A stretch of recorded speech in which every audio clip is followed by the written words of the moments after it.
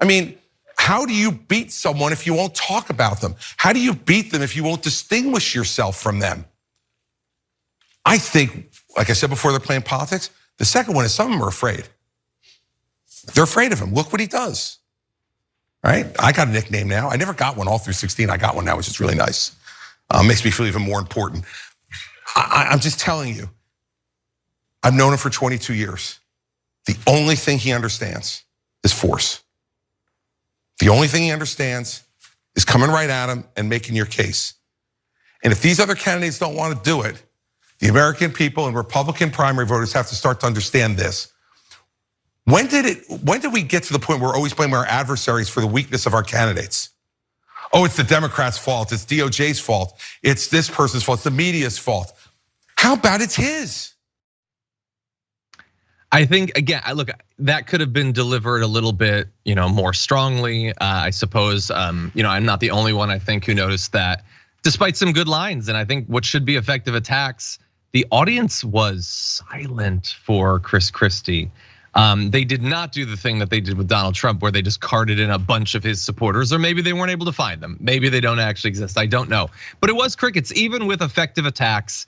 Even the people who, there were a lot of DeSantis supporters in the room, and you would think, I'm not gonna vote for Christie, but wouldn't it be great to have him attack Trump and take Trump down a notch? They weren't even cheering for this. But I think that he is right to point out that a lot of those people who were technically running against Donald Trump up until literally this morning weren't even willing to criticize him on this massive scandal. They're barely willing to acknowledge that he's in the race. They're running as if they can just have their own little mini election that doesn't cross over with him. They never attack him. He hopefully leaves them alone. They sell a book or something, and that's it. I don't know, it needs to be pointed out more when candidacies are obviously not serious. Any other thoughts? Yeah, I mean, it really sounds right there that Christie, rather than making the case against Trump, is making the case to make the case against Trump, if that makes sense. It really read like an invitation to get other Republicans to also jump in on attacking Trump, which I think is kind of why it had a little bit of a softer reaction, because it did, obviously it stings, right? Donald Trump's a loser, loser, loser, right? But also it was couched very much in look, at the end of the day, we have to blame candidates for losing. Maybe it's just a bad candidate, and maybe that bad candidate is Donald Trump. And so maybe we open that door. And so that really feels like what he's doing is not even so much making the case against Donald Trump, but just inviting people to do that for themselves. Mm-hmm. Yeah, that's true. He also, by the way, he never named names on the terrible candidates that Trump has brought in and propped up.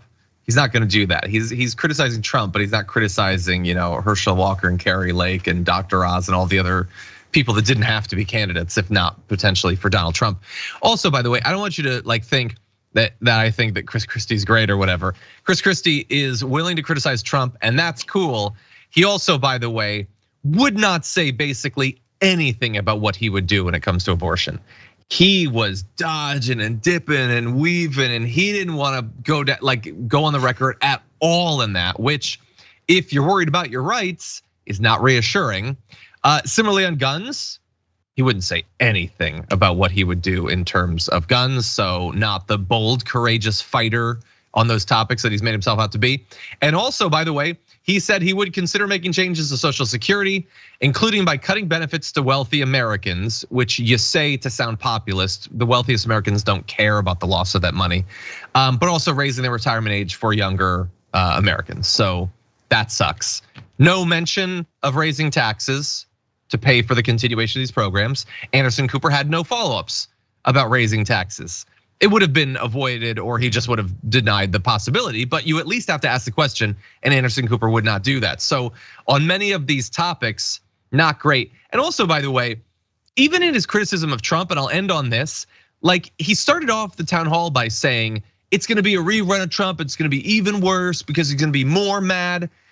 But he pitched a future Trump presidency as being a waste of time, or maybe he'll be rude, not damaging. To hear Christie tell it, there's no real threat to Donald Trump becoming president. It's just not preferable.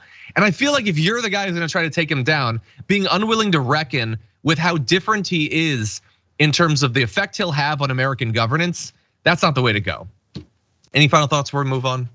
Yeah, I mean, on that front, it's pretty simple. And that's, I think, mostly because, like, look, pretty much every Republican out there would make it illegal to be trans if they could, right? They're just not gonna say it in the same way that Donald Trump will say it, right? Because when you say it, then all of a sudden people like don't like you or something like that. It's a wild concept.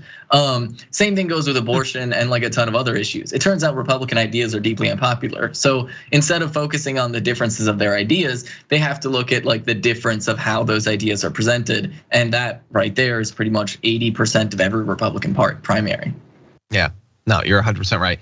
By the way, unless I missed it, there wasn't a question about any of that culture war stuff in terms of attacks on trans athletes or anything like that. I actually found that to be interesting that you didn't have a bunch of these Republican town hall people like trying to get him to attack Bud Light or something. Anyway, maybe they were just so disinterested in the audience they didn't think to bring it up.